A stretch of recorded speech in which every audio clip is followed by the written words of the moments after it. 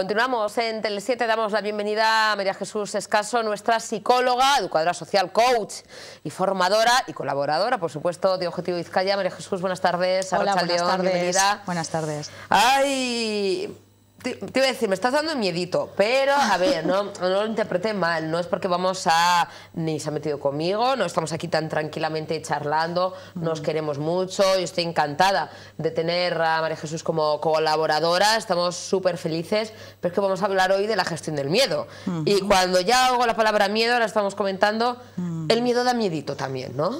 Sí, ¿qué nos pasa con el miedo, no? Nos bloquea. Qué mala prensa tiene el miedo, sí. ¿Verdad? Es como la muerte, no nos gusta, susto, muerte, no nos gusta nada. Es uno de los miedos, ¿no? Y el También. miedo que puede llegar a paralizar, a arruinar, ¿no?, la vida de una persona si no se sabe gestionar.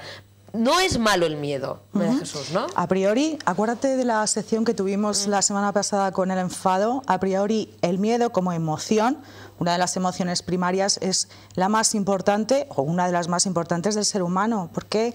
Pues porque nos protege de amenazas y peligros, nos permite adaptarnos al medio y es relativamente muy importante, ¿no?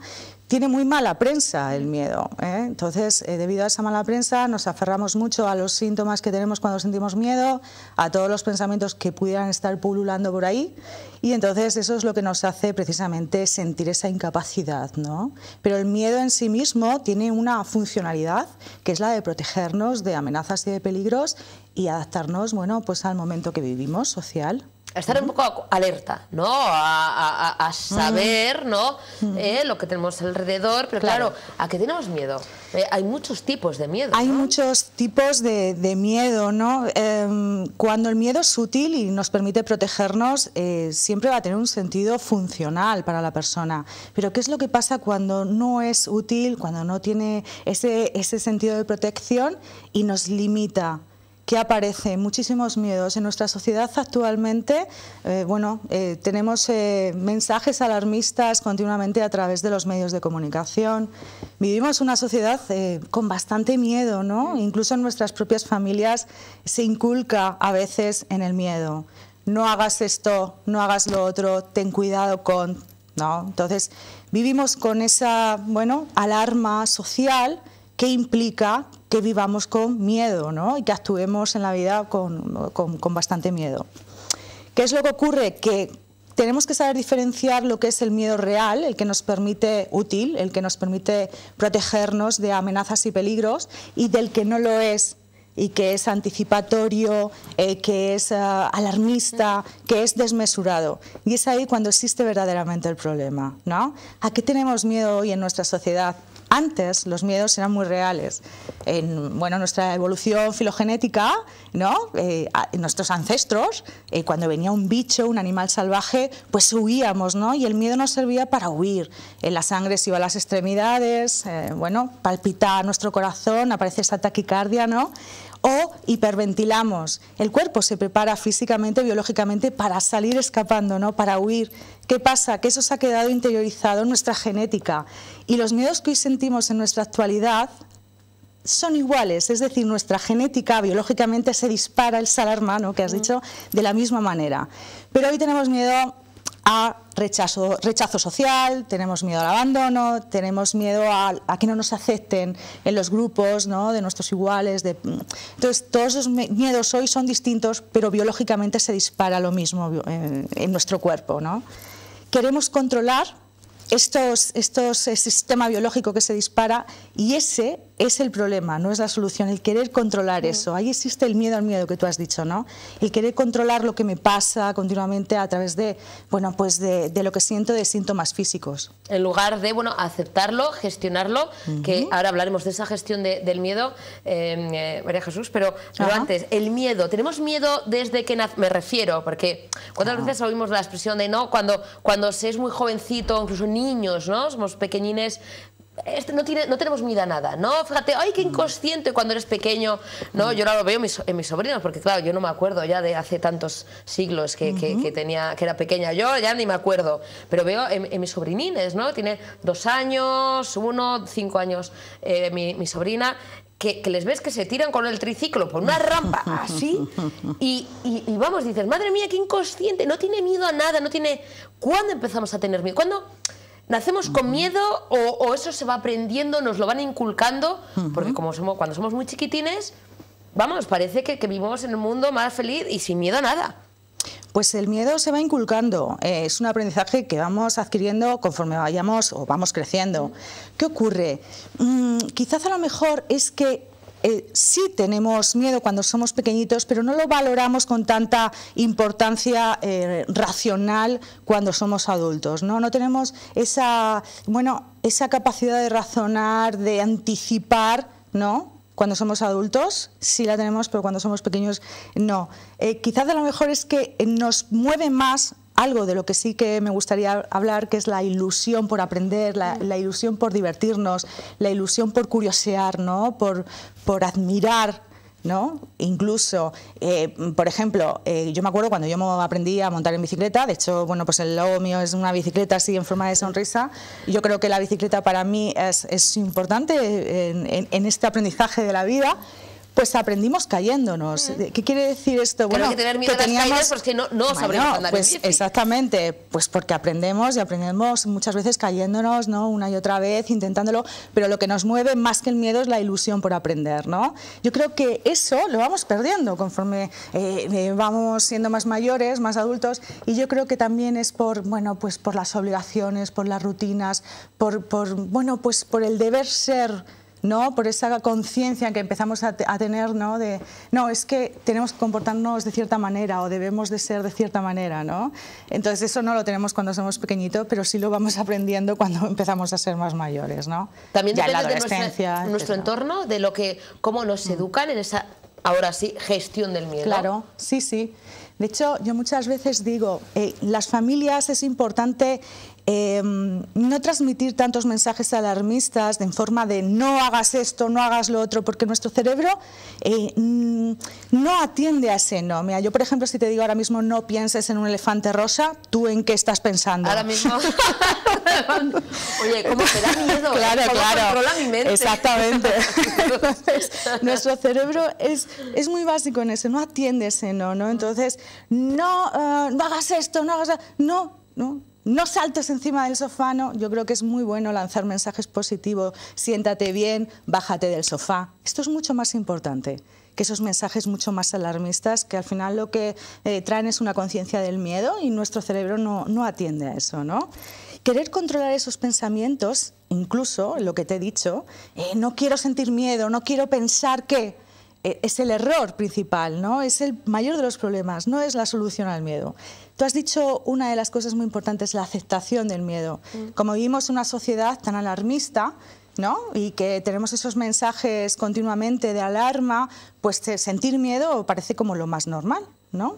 Entonces, aceptarlo es importante, pero no para resignarte, porque la aceptación es un proceso muy activo, sino para hacer algo distinto esta vez, para mejorar, incluso pues para cambiar algo que es susceptible de cambio, ¿no? Y también reconocer cuando se tiene miedo. María Jesús, porque ya un poquito más de adultos, ¿no? Que muchas veces, fíjate ahora que estabas comentando y estamos hablando de esa educación, esa gestión del miedo.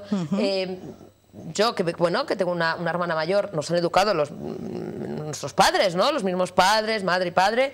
Ella es más... Claro, depende luego de los miedos. Ahora me estaba acordando del tema, por ejemplo, de ella es más valiente en muchas cosas, le gustan todas las atracciones peligrosas, le gustan los deportes de riesgo, le gusta... Y yo soy más miedosa. Y digo, fíjate, o sea, eso también va un poquito intrínseco a la persona, con la misma educación, ella pues es más atrevida en muchas cosas, yo menos en otras. Pero hay que aceptarlo, ¿no? Porque el decir, no, eso no lo hago porque no me gusta, no, me da miedo. Bueno, es una cuestión de respeto también y de validar ese miedo, ¿no? Expresarlo, porque muchas veces eso es, tememos el decir, esto me da miedo, o no quiero hacer esto porque, oye, tengo miedo, o no cambio de trabajo porque me da miedo. Los cambios, no me gustan los cambios. La gente tiende siempre a salirse un poco de no me gusta. No, me da miedo y no es nada malo tener miedo con 30, con 40, con 50, con 60 o con 80 años, ¿no? No es nada malo tener miedo. Lo que ocurre es que que qué coste tiene también los miedos que muchas veces tenemos, ¿no? Cómo nos aferramos a ellos y qué miedo. Yo muchas veces hago una pregunta, bueno, pues a mis pacientes ¿a qué estás renunciando por miedo? ¿Qué estás dejando de hacer por miedo? ¿Qué coste tiene dejarte o aferrarte, ¿no?, a este impulso de miedo, a este sentimiento, ¿no? ¿Por qué digo esto? Precisamente, bueno, relacionado con lo que dices. Yo creo que es importante que no pongamos tanto el foco en querer controlar el miedo y sí ir en la dirección de lo que es importante para la persona, ¿no?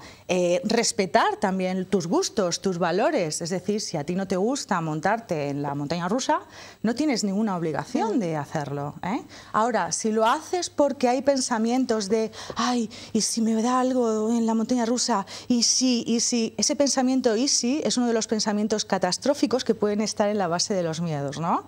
Entonces, cuidado, ¿no? Porque quizás a lo mejor te estás perdiendo algo que pudiera gustarte, ¿no? Yo creo que una de las emociones antídoto que hay para el miedo es la curiosidad.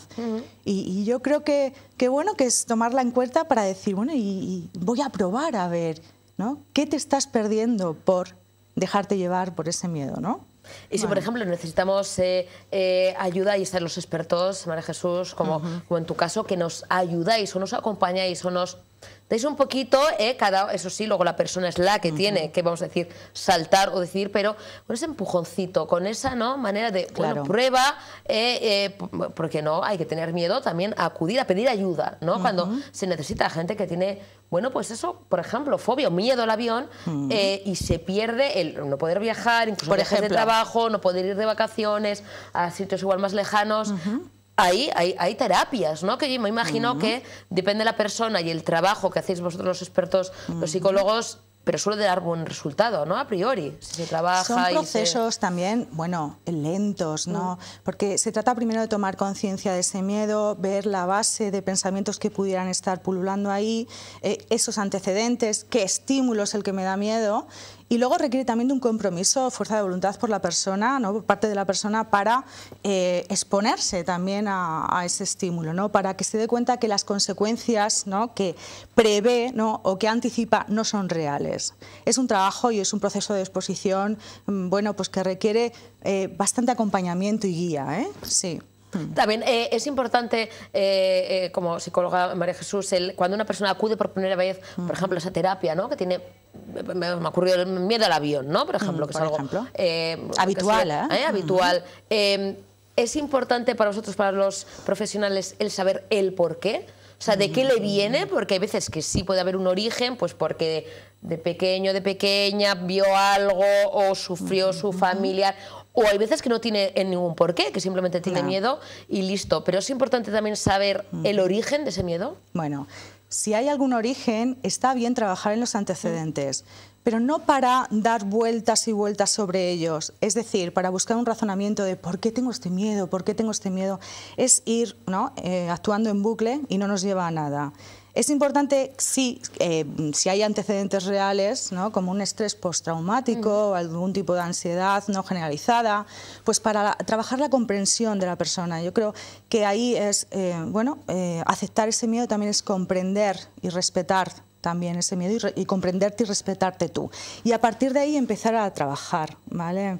Mira, con el miedo pasa una cosa. Si yo lo que veo y me aferro tanto al miedo, ¿no?, y no veo más que eso, yo hago una actividad con mis pacientes, que bueno, la voy a hacer aquí, bueno, yo creo que también pudiera valer para las personas que nos estén viendo, que es que si yo veo miedo nada más, no veo otras alternativas. Si lo tengo aquí delante, me aferro a él, le creo todo lo que me va a decir, incluso los pensamientos que me dice, yo los creo, tengo aquí el miedo y no veo otra cosa, ¿no? Sin embargo, si soy capaz desde la comprensión de distanciar y observar el miedo desde otra perspectiva, que en esto es lo que ayudo también a los pacientes, pongo aquí el miedo aceptándolo en mi vida, viéndolo y normalizándolo como algo normal dadas las circunstancias presentes que tiene la persona, pero así me permite ver otras alternativas distintas, ¿no?, que no son solamente el miedo que tengo aquí delante, ¿no?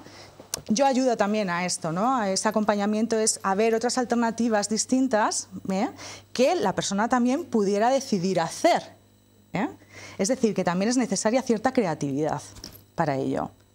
Importante ese acompañamiento de los profesionales, porque bueno, todos necesitamos ayuda en algún momento de nuestra vida, y ahí estás tú para ayudarnos y para acompañarnos y conocer un poquito más todos estos temas. Es un apasionante mundo, María Jesús, el de la psicología, el comprendernos, el cuidarnos y el mimarnos, porque es así, en nuestra vida hay muchos momentos complicados, y bueno, siempre necesitamos o está bien tener a profesionales que nos ayudan en esos momentos. El próximo martes nos vemos. Y si te parece, bueno, no sé, yo igual me he vuelto así un poco pedigüeña, me dirás, jo, esta quejeta. Hablamos de las fobias. Sí, porque claro, hablar, miedo, hemos dicho miedo al avión, pero ansiedad. Fobias, que además ya nos lo ha dicho Graceras, dice, oye, pues me interesa mucho, que voy a ver luego la entrevista en YouTube, y él hablaba de fobias. Claro, es que todos los trastornos que pudieran derivar, fóbicos, ansiosos, incluso ansiosos depresivos, ¿no?, que está también muy relacionado, es la consecuencia de un miedo no bien gestionado. Entonces, bueno, está muy relacionado. Pues vamos a hablar de fobias el próximo martes, ya verás, ¿eh? María Jesús, muchísimas gracias. A ti, a vosotros. Un placer, como siempre. Pasa buena semanita. Nos Gracias. vemos el martes. Hasta luego. Hacemos una última pausa para la publicidad a la vuelta, y sin ningún miedo ni nada, vamos ahí a lanzarnos al vacío. Afrontamos nuestra sección Cajón Desastre, además con una invitada súper especial. Si quieren conocerla, esperen unos segunditos de publi, no se muevan.